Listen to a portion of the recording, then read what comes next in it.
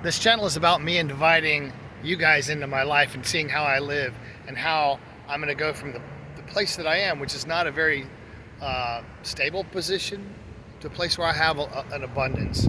And so it's my invitation to you to watch me make mistakes, to watch me succeed in some areas, and I hope you enjoy it.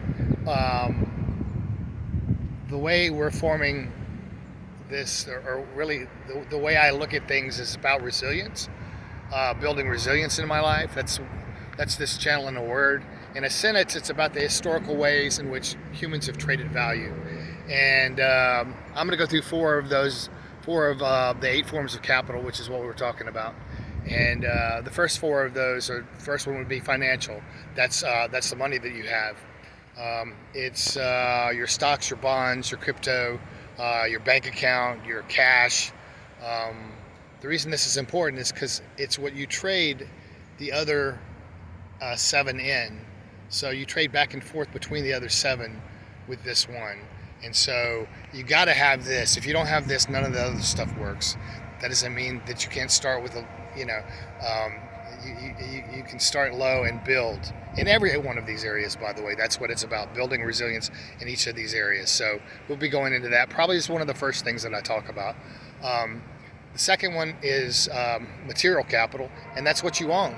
That's your house, that's your car, that's your motorcycle, that's your land. The reason this one's so important is because it's what people actually judge you by.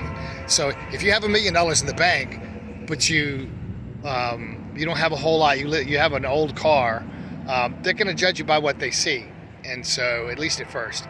And so it's important in that sense. It's also important in the sense that it's probably one of the two major, well, it is one of the 2 major areas. If you go to a bank and you have a house, you're much more likely to get a loan, as an example. So that's the second one.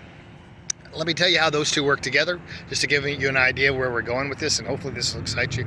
I'm an Uber driver. I use my car. This is my material capital to make financial capital. At some point, I'll have to use my financial capital to get more material capital to get a new car, and so that's the way these trades go back and forth. So the third one is intellectual capital, and that's what you know. Okay, and so I'm going to throw the 4th one in with this because it's experiential capital, and that's the skills that you have. So there's a difference there. Say you're a football player, you have experiential capital. You're good at playing football, right? If you're in the stands, you may have intellectual capital about football. That's